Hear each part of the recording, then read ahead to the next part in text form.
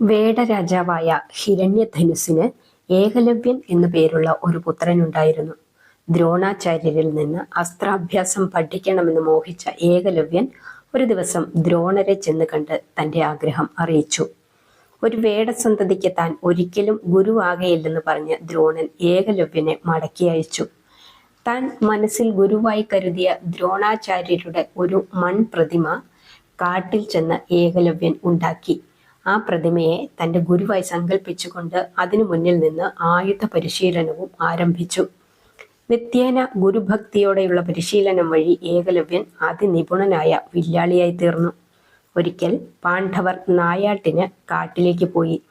അവരുടെ കൂട്ടത്തിലുണ്ടായിരുന്ന ഒരു വേട്ടനായ എങ്ങനെയോ വഴിതെറ്റി ഏകലവ്യന്റെ കുടിലിലെത്തി.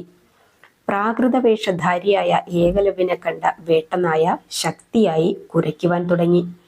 നായയുടെ കുര കേട്ട് സഹികെട്ട ഏകലവ്യൻ അമ്പും വില്ലുമെടുത്ത് ഒരേ സമയം നായയുടെ വായിലേക്ക് 7 അമ്പുകൾ വർഷിച്ചു. വായ അടയ്ക്കാനോ കുരയ്ക്കാനോ ആവാതെ ദയനീയമായി മോങ്ങിക്കൊണ്ട് തിരിച്ചെത്തിയ നായയുടെ വായിലെ അമ്പുകൾ കണ്ട പാണ്ഡവർ, ഇത്തരത്തിൽ അസ്ത്രം പ്രയോഗിച്ചവൻ ലോകത്തിൽ ആരെക്കാളും വലിയ വില്ലാളിയാണെന്ന് മനസ്സിലാക്കി ആ വിവരം ദ്രോണരെ അറിയിച്ചു. അർജുനനെ വെല്ലാൻ മറ്റൊരു വില്ലാളി ഉണ്ടാകുകയില്ലെന്ന് അനുഗ്രഹിച്ച ദ്രോണർക്കും നായയുടെ വായിലെ അമ്പുകൾ കണ്ട് അങ്കലാപ്പായി. ദ്രോണാചാര്യർ ഉടൻ തന്നെ അർജുനനെയും കൂട്ടി ഏകലവ്യന്റെ കുടിലിലെത്തി. താൻ ആരാധിച്ച് ബഹുമാനിക്കുന്ന ഗുരു ദ്രോണാചാര്യർ തന്റെ കുടിലിൽ വന്നപ്പോൾ ഏകലവ്യനുണ്ടായ സന്തോഷത്തിൽ അതിരില്ലായിരുന്നു.